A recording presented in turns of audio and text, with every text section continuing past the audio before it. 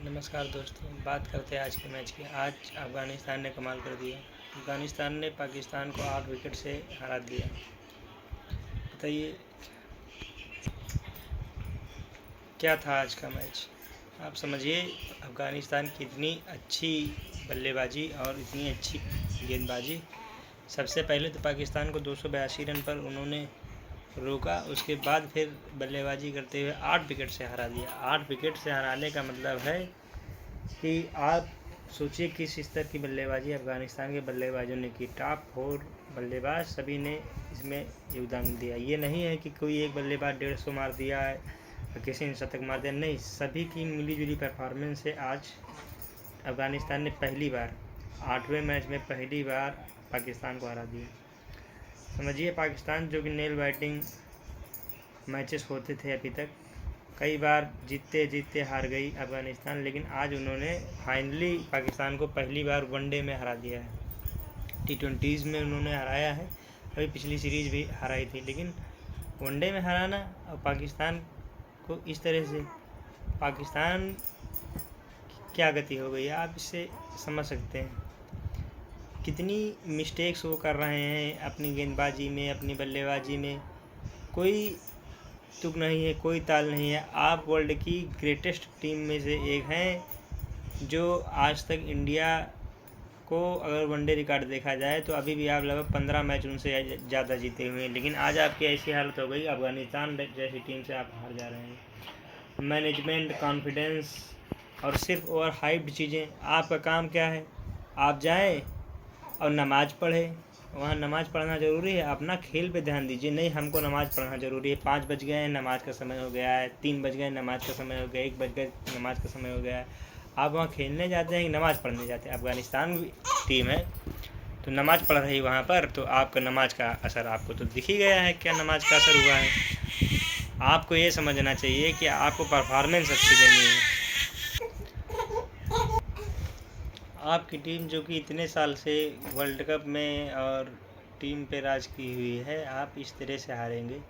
हालांकि ऐसा पहली बार नहीं हुआ, 2007 के वर्ल्ड कप में आयरलैंड द्वारा इनको हरा कर बाहर किया गया। कहीं वही हाल इस वर्ल्ड कप में भी ना हो जाए कि इस हार से पाकिस्तान बाहर हो जाए। शुरू के 2 मैच इन्होंने आसानी से जीते, लगा कि ये आगे जाएंगे, लेकिन ऑस्ट्रेलिया, इंडिया और आज अफ़गानिस्तान से हार के बाद इनके सेमीफाइनल में पहुंचने के चांस धीरे धीरे कम होते नज़र आ रहे हैं। क्योंकि आप ये समझिए कि और भी टीमें हैं जो आगे जा सकती हैं, और अफ़गानिस्तान अगर किसी बड़ी टीम फिर से हरा देती है तो कहाँ पर पहुंच सकती है, आप इसके बारे में सोच सकते हैं। खैर, पहले मैच के बारे में पूरा समरी आपको दे देते हैं। पाकिस्तान पहले बल्लेबाजी की जिसमें 282 रन बनाए, जिसमें टारगेट को 49 ओवर में अफ़गानिस्तान द्वारा 283 रन के टारगेट को आसानी से चेस कर लिया गया, 8 विकेट से हरा दिया है। पहले बल्लेबाजी करते हुए पाकिस्तान ने 282 रन बनाए, जिसमें अब्दुल्ला शफीक 58 रन की पारी खेली और रिजवान ने 74 रन की पारी खेली। अंत में सदाब खान और इफ्तिकार अहमद ने 40 रन बनाए तेज़ी से, लेकिन 282 रन ही बने। आज की जनरेशन के हिसाब से, आज की पिच के हिसाब से, रिस्ट्रिक्शंस के हिसाब से जो बिल्कुल भी नहीं है, 282 रन काफ़ी नहीं थे, लेकिन फिर भी अफ़गानिस्तान ने उसको आसानी से चेज़ किया। ये सबसे बड़ी चीज़ है, जबकि ये काफ़ी हो सकते थे आपकी बॉलिंग के अनुसार, क्योंकि काफ़ी अच्छी बॉलिंग है आपकी जो मानी जाती है। तो ये आप ही कहते हो, दुनिया तो नहीं कहती इस चीज़ को, लेकिन क्योंकि आपके पास हारिस राउफ और शाहीन अफरीदी हैं तो ऐसा है। लेकिन समझिए कि मैंने पहले वीडियो में ही बताया था कि अब्दुल्ला शफीक को आप खिला रहे हैं, लेकिन अब्दुल्ला शफीक उस कैलिबर के बल्लेबाज नहीं है जो वनडे को खेल सके। आज भी उन्होंने 58 रन बनाए, लेकिन उन्होंने 75 गेंदों का सामना किया और स्ट्राइक रेट उनकी 77 की रही। अगर इसके अनुसार अगर हम देखते, 77 के स्ट्राइक रेट से जो है 220 ही रन बनते, और जबकि 280 रन बने, यानी आपने इतनी ख़राब परफॉर्मेंस दी है कि कोई कुछ समझ नहीं सकता। दूसरी तरफ बाबर आजम, आप नंबर 1 बल्लेबाज हैं, सिर्फ लोग आपको जिम्बाम्बर कहते हैं और आप वास्तव में जिम्बाम्बर हैं। क्यों? क्योंकि आप सिर्फ और सिर्फ कमज़ोर टीमों के खिलाफ रन बनाते हैं। आज आपने 74 रन बनाए और 92 गेंदों का सामना किया, मतलब 80 की स्ट्राइक रेट से। आप ये समझिए कि इतनी ख़राब बल्लेबाजी, इतनी धीमी बल्लेबाजी, जब आप आए तो 10 ओवर हुए थे और जब आप गए तो 40 ओवर हुए थे और स्कोर सिर्फ 205 रन था। आप क्या कर रहे थे? जब आपको टिके स्कोर को आगे बढ़ाना था तो आप आउट होकर चल दिए। उससे पहले गेंद खाते रहे, अंत के बल्लेबाजों को मौका नहीं दिया।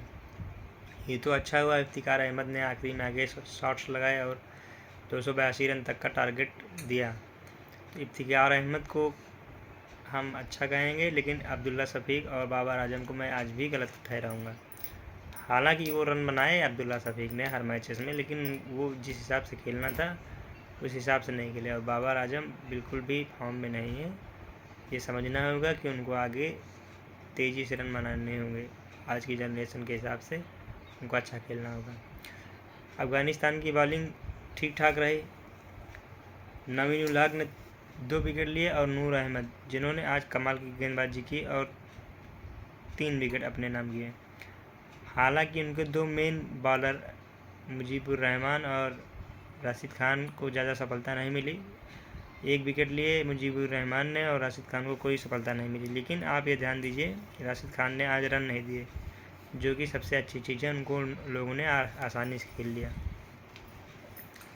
तो अफ़गानिस्तान की तरफ से एक किफ़ायती गेंदबाजी, अच्छी गेंदबाजी का सामना करना पड़ा, लेकिन एक्स्ट्रा ऑर्डिनरी गेंदबाजी हम नहीं कह सकते। यह है कि अच्छी गेंदबाजी हम कह सकते हैं।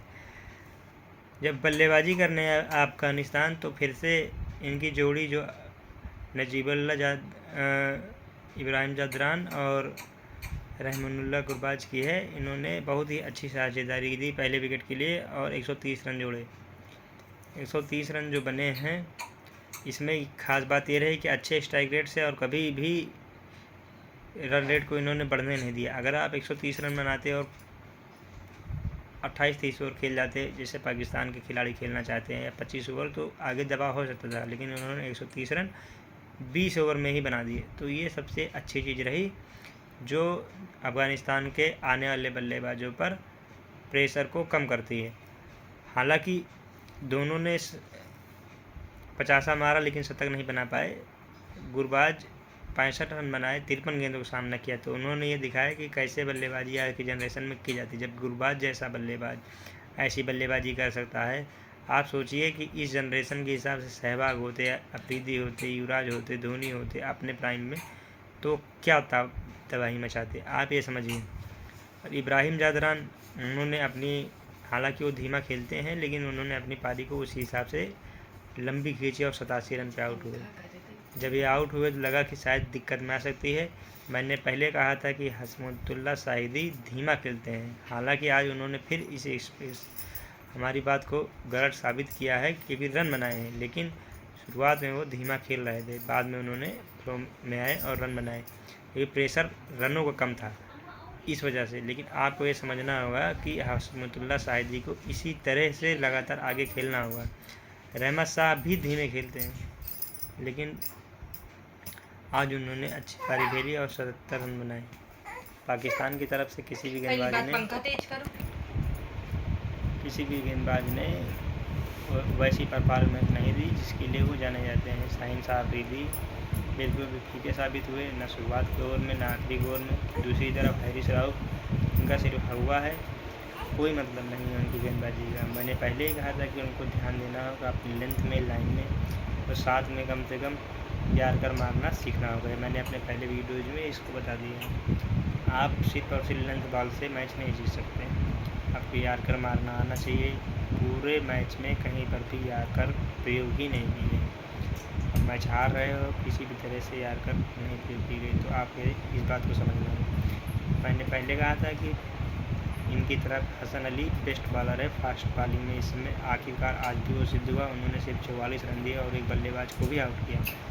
तो आप ये समझिए कि किस कैटेगरी के गेंदबाज वो इस समय नज़र आ रहे हैं। लेकिन बाकी हैरिस राउफ हो या कोई हो, उस हिसाब से नहीं नज़र आ रहा है।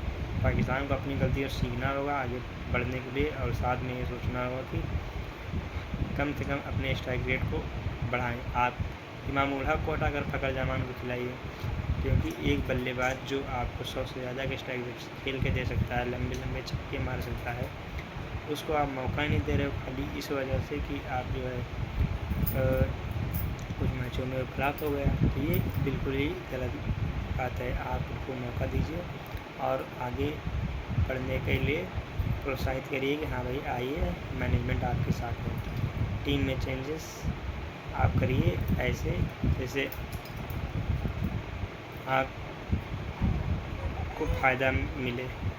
आप रिद्धि को चाहिए कम से कम याद कर गेंदबाजी भी सीखिए, डेथ ओवर्स में कैसे गेंदबाजी करती है इसके बारे में प्रयास करें। बाकी ना उनकी बुमराह से तुलना है, ना किसी से तुलना है, वो उसके आसपास भी नहीं है। तो आप ये समझिए कि आप किस कैटेगरी से खेल रहे हैं। आज आप बाहर हो गए हैं, लगभग तय हो गया, बाहर हो गए। एक मैच अगर आप हार जाते हैं तो आप 100% बाहर हो जाएंगे। तो आपको लगातार मैच में बने रहना है। बाकी अफ़गानिस्तान को भाई बधाई हो, इब्राहिम जदरान को मैन ऑफ द मैच चुना गया, जो कि बहुत ही अच्छी चीज़ है 87 रन के लिए।